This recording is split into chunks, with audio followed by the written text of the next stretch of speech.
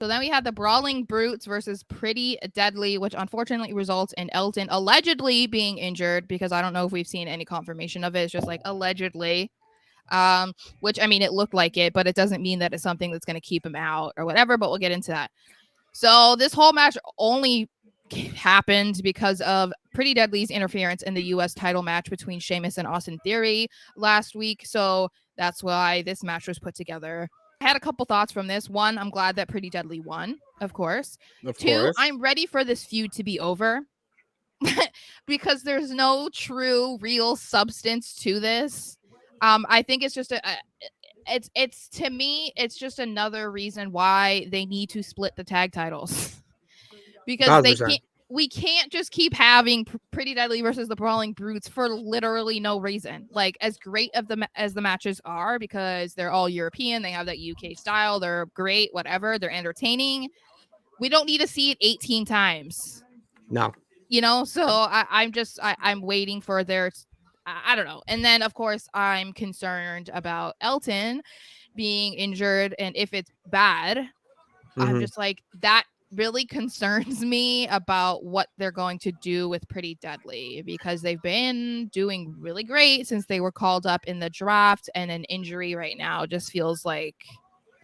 I have a feeling that it's not the worst thing in the world, because they'll still have them on screen. They'll still do, TV time, backstage segments. Yeah. They can do social stuff. And the injury, if anyone is wondering, like, when did it happen? When do you think it happened?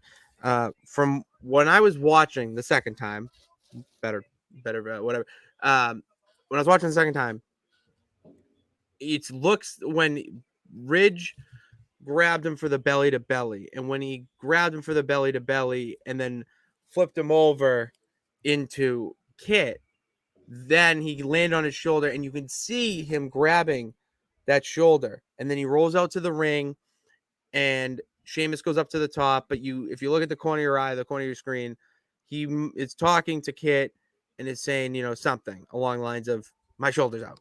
It has to be. Yeah. And then Sheamus gets on the top rope, does a flying clothesline. Only one man took it, and it was Kit.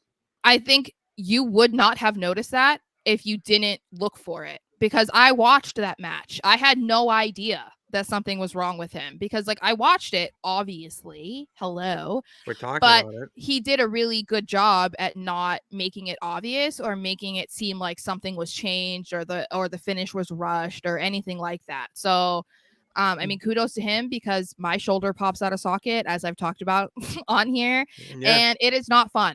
So the fact that he finished that match, literally is the one who finished the match, and still didn't have any sort of indication that something was wrong. I mean, my boys are just true professionals. They're just so tough. They are. Awesome. It's incredible. I know. So yeah, I just really hope that, like, as you said, that if it is an injury that is going to keep him out of the ring for a little bit, I at least hope that we're going to see him in segments or something, because I feel like this is not the time to have Pretty Deadly off TV. It's just not. We need more of this. Yes, boy! Yes, boy! Yes, boy! Yes, boy! Yes, boy! Yes, boy! Yes, boy.